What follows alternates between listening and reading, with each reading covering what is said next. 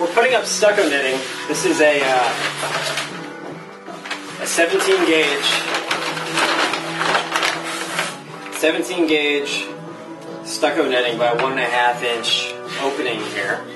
And we're doing this because on the bottom 5 feet of this wall, we're going to have a Portland-based aged limestone plaster because I want it to be really strong.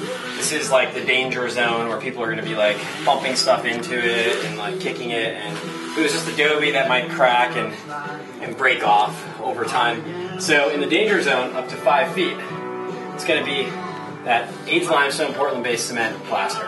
And in order for that to adhere to our adobe scratch coat, we need to have wire on the wall, just like how we need lath in various places like I've talked about in previous videos.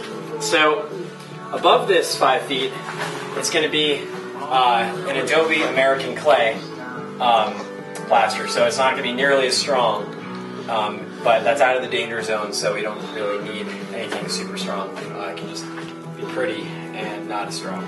So we're just taking our lath roll and we're rolling it out over the wall, and we are avoiding areas that we already have lath up on around the electrical outlets and stuff like that. We don't need it here because we already have this lath that the plaster can adhere to. We put this lath earlier around these electrical outlets to prevent cracking in the break between the metal and the plastic. So we're just going with a really inexpensive method here. Just using some 1 5/8 screws with these little tin caps. These are like 1-inch tin caps, I think. And for now, I'm just securing them into the tires where I can see them, or where I can imagine them to be. Like I can see a tire here, I can still see a tire here, saw tires over there, and then I can imagine where they are on the wall based on how I know they're staggered in their coursing. So I'm just screwing right through these tin caps in a corner of one of these gaps in the stucco netting, and they act as a really inexpensive washer to hold that on. And we're just going to wrap around the entire bottom 5 feet of the whole main living space where we have our adobe scratch coat, and then we can get started on our cement plaster. We have our lath coming around the box itself, but we also want to put some lath right around the actual mud ring as well, or else like the connection here between the front of the box and the side of the front of the mud ring and the side of the mud ring might end up causing the finish to crack a little bit. So this is going to prevent that from happening. So the way we're doing it, we cut a hole in a small piece of lath, and making sure my buckets are pointing up.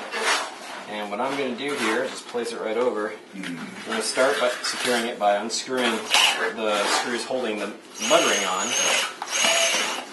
Then I'm going to use these screws to hold the lath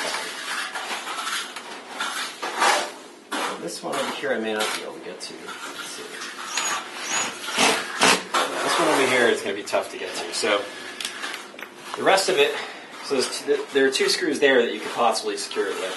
The rest I'm going to secure using 3-inch screws going into hopefully tires. Right there, I just hit a tire. And the rest of the 3-inch screws are just going to go into the adobe pack out.